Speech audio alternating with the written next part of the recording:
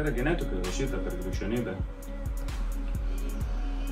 Skaityk, įsivaizduok, kai šimtmečiais, puoli kryžiuočiai, koks jausmas yra, ką patirdavo šeimos. Skaityk, kiek praradimo, kiek kraujo, kiek skausmo, kur tai įsirašo, ką šeimas matydavo. Išėjo, negrįžo, į karą, neskaityk. Ir pačią šeimas matydavo, neskaityk tos visas invazijas, tų kryžiuočių. Tai kaip reaguodavo žmonės? Kokia normali žmogaus reakcija yra į agresiją? Agresija irgi. Jeigu tu matai, kai žudo tavo, žmonės, tai tikrai tu ne su meilė priėmi. Tai įsivaizduok, tai įsirašė genus.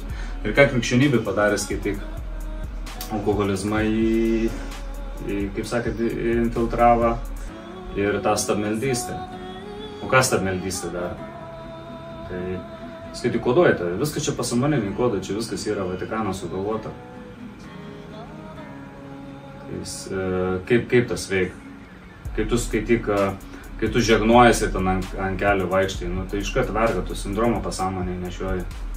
Iš šeimininką, iš to tokia, žinai, kad tu atsakins už gyvenimą. Kam tu atsakomybę perleidai? Dievui kažkokiam. Jau nebe tu atsakins, Dievas. Bet tu tada kaip esi, ne kaip šeimininks jau Dievą prašai.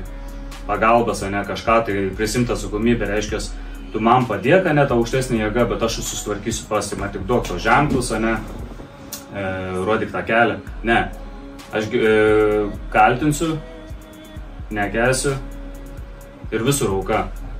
Visur aukos sindromas. O budelis vis laiką eina su auka kartu, tai ir čia neatsiejama. Reiškia, jeigu kažkas kals dėl mano gyvenimą, tai aš turiu automatiškai nekesti. Tai va, lietuviai dėl to tokie ir yra. Tai gerai, o kodėl lietuviai tokie susiskaldę, nevieningi? Kodėl lietuvių gerklę nori perkasti? Iš tos pačios agresijas, iš puikybės, iš meilės, tokios viskas prasideda, kai meilės nebėra. Nes kaip yra, nepasiripas, pavyzdžiui, pas Babaiskų, kodėl jie yra vieningi. Va čia tau palyginimo atsakymus yra.